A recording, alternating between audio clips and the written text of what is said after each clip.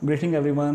मैं पहले भी आपको स्कैल्पिंग स्ट्रेटजी जो है वो वीडियो के अंदर गाइड करके आपको बता चुका हूँ, लेकिन मैं आज आपको एक्सेल के ऊपर उसको इम्प्लीमेंट करके दिखाऊंगा थोड़ा सा कि वो कैसे यानी कि इम्प्लीमेंट होगी, ऑर्डर्स वगैरह कैसे लगेंगे। ठीक है, तो आज हम देख लेते हैं हमारे पास कोई कॉइन हम देख लेते हैं। सपोज कर लेते हैं हमारे पास आडा है, आडा की प्राइस चल रही है 0.5636। ओके, तो ये नीचे हम यहाँ पर ले लेते हैं। ओके, तो सपोज़ कर लेते हैं हमारे पास है $100 और यहाँ पर कॉइन है हमारे पास आडा, प्राइस थी उसकी 0.5636। ओके, तो ये हमारे पास है। ठीक है, ओके, तो यहाँ पर हम यहाँ पर हम अपना पहला ऑर्डर पेश कर देते हैं। यहाँ पर मैं प्राइस मेंशन कर देता हूँ, हमारे पास $100 है। ठीक है, अमाउंट।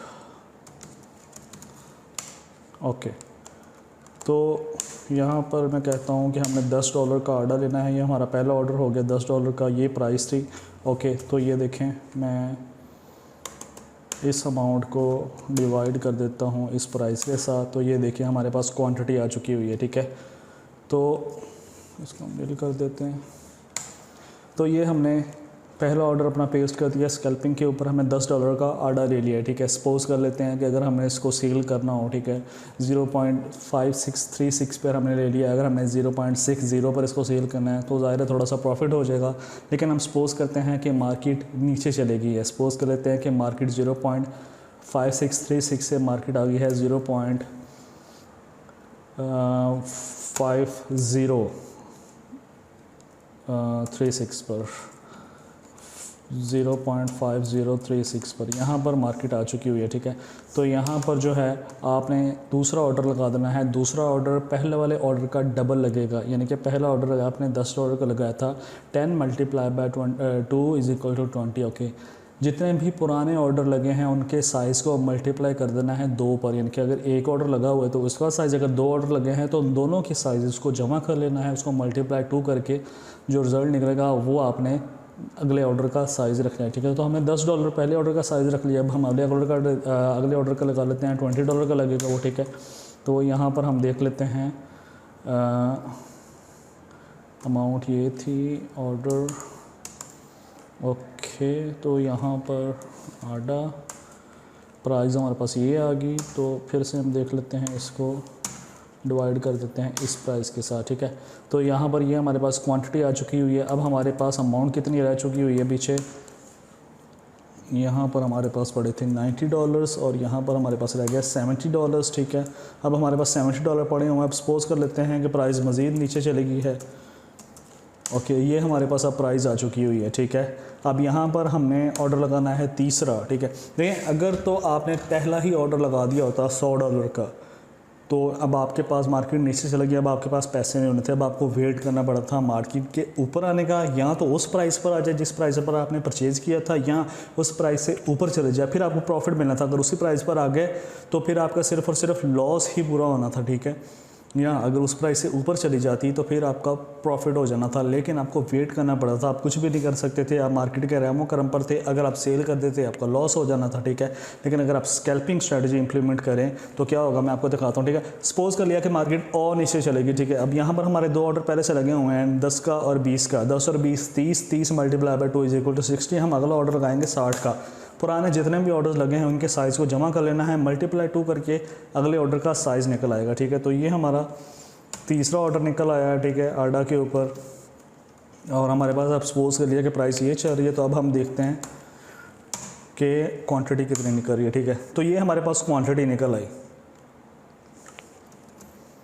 ठीक है, ओके, तो अब हम कहते हैं जी अब हमारे पास पैसे नहीं बचे पीछे। ठीक है, यहाँ पर हमने $100 का अगला ऑर्डर लगा दिया था। अब हमारे पास सिर्फ और सिर्फ $10 बचे। ठीक है, हमारे पास $100 था, 90 हमने यूज़ कर लिया। अब हमारे पास सिर्फ 10 बचे हुए हैं। ठीक है, तो हम अगला ऑर्डर नहीं लगा सकते। अगर हमने अगला ऑर्डर लगाना है तो 60 + 20 80 + 10 90 90 × 2 = 180। तो हमारे पास $180 होने चाहिए, फिर हमारा चौथा ऑर्डर लग सकता है। ठीक है, अगर हमारे पास $100 पड़ा हुआ है तो हमारे सिर्फ और सिर्फ 3 ऑर्डर लगेंगे। ठीक है, तो अगर आपके पास कम अमाउंट हो, आपने डिस्टेंस बढ़ा देना है ऑर्डर का, यानी कि जिस जगह आपने पहला ऑर्डर लगाया उससे थोड़ा सा दूर जाकर आपने दूसरा ऑर्डर लगाना है नीचे। ओके, अगर आपके पास अमाउंट ज़्यादा है आप उनका डिस्टेंस कम कर सकते हैं, ठीक है। अगर आपके पास अमाउंट कम है आपने डिस्टेंस उसका बढ़ा देना है ऑर्डर्स का। अगर अमाउंट ज़्यादा ही कम है तो आपने उतना डिस्टेंस और बढ़ा देना है, लेकिन करना काम आपने स्कैल्पिंग के साथ है, ठीक है। मैं बताता हूँ कि इसका फ़ायदा आपको क्या है, ठीक है। आपने पहला ऑर्डर लगाया था 0.5636 पर, ठीक है। अब हम देखते हैं कि हमारे पास जो है वो टोटल आडा आ कितना चुका हुआ है, ठीक है। तो ये देखें हमारे पास 189.7323 आडा आ चुके हुए हैं $90 के, ठीक है। तो हम कहते हैं कि हमें इनको सेल करना है उस प्राइस के ऊपर ही जिस प्राइस के ऊपर हमने पहला ऑर्डर लगाया था, ठीक है। वो प्राइस थी 0.5636, ठीक है। हम कहते हैं कि हमें इसी प्राइस के ऊपर ही सारा बेच देना है। हमारे पास कितना पड़ा हुआ है भला, 189.7323। ओके, तो अब हम इसको सेल कर देते हैं। ये देखें, इसको अब हम करेंगे मल्टीप्लाई इस प्राइस के ऊपर, ठीक है। तो ये देखें 106.9331। ओके, तो इतने का हमारा सेल होगा, ठीक है। तो अब हमारे पास पहले पड़े हुए हैं $10। ओके, तो अब हम देखते हैं 106.9331 प्लस 10। ओके, तो हमारे पास $116 हो गया। अगर हम इसमें से माइनस कर दें अपनी अमाउंट, $100 हमने इन्वेस्ट किया था, तो ये देखिए $16.93 का, यानी कि $17 का हमको फ़ायदा हुआ है। ये फ़ायदा है स्कैल्पिंग का। हमने पहला ऑर्डर लगाया था 0.5636 पर, दूसरा ऑर्डर हमने उसके 5 सेंट कम करके लगा दिया, तीसरा ऑर्डर हमने और 5 सेंट कम करके लगा दिया, लेकिन हमने उसको उस प्राइस के ऊपर ही बेच दिया जिस प्राइस के ऊपर हमारा पहला ऑर्डर लगा था। यानी कि पहला ऑर्डर हमारा 0 पर बंद हुआ है, उसमें से हमने प्रॉफिट नहीं लिया कोई भी, ठीक है। लेकिन अगर आपने $100 का आडा ख़रीदा होता और आपने उसी प्राइस के ऊपर बेच दिया होता तो आपको कोई प्रॉफिट नहीं होना था। सेम उसी $100 का हमने आडा फिर से लिया है, लेकिन अब ये हमने स्कैल्पिंग के ज़रिए लिया है, ठीक है।